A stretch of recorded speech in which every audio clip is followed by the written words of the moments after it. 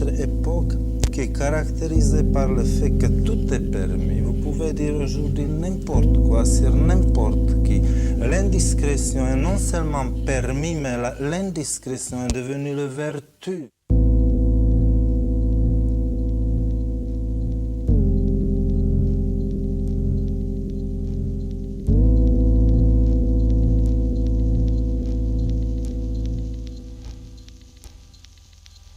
Certainement, il y a beaucoup d'érotisme dans tous les romans que j'ai écrits. Je me rappelle même quand j'éditais avant-dernier livre, le livre du Rire et de l'Oubli, que j'ai reçu une lettre qui m'a fait beaucoup de plaisir d'une lectrice qui m'a écrit « C'est pas possible de vous lire parce que c'est seulement le sexe, seulement le sexe, seulement le sexe ». J'ai pensé que enfin je vais lire un dissident de l'Est et je me reposerai de cette obsession sexuelle occidentale.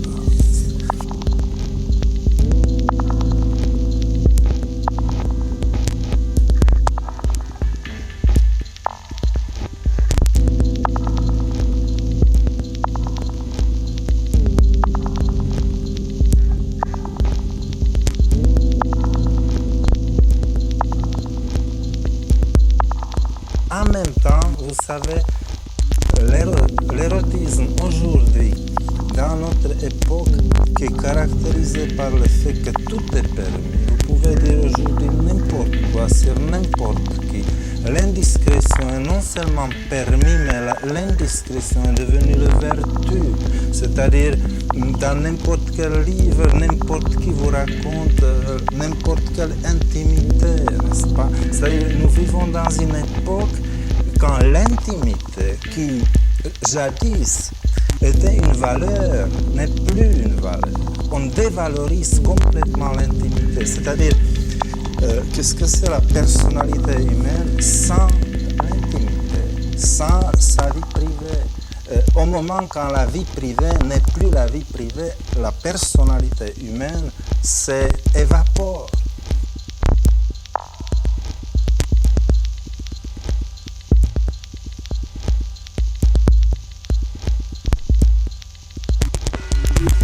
Alors nous vivons un peu ce moment-là, donc cette grande invasion de la sexualité, de l'érotisme dans la littérature.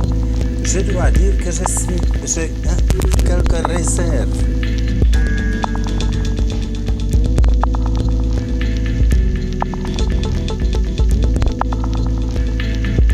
Ce n'est pas quelque chose qui m'enchante sans aucune réserve.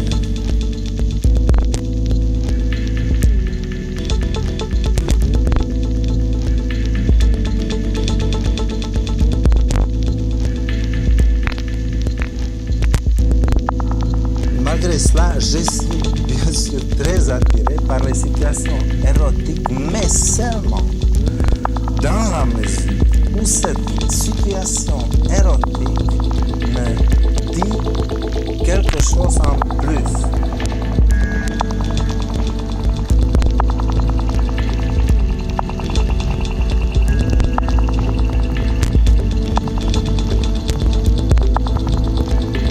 Seulement dans la mesure où cette situation érotique est révélatrice.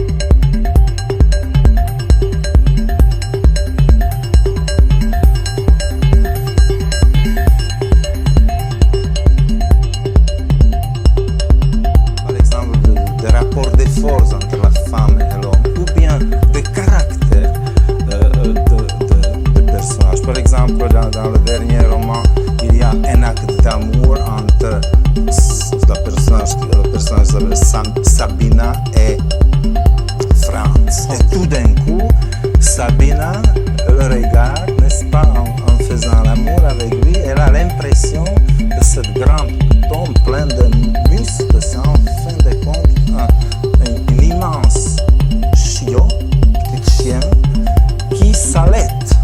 Parce que cet homme qui a cette attitude, disons, féministe à l'égard de la femme, c'est-à-dire un adorateur de la femme, même dans l'acte d'amour,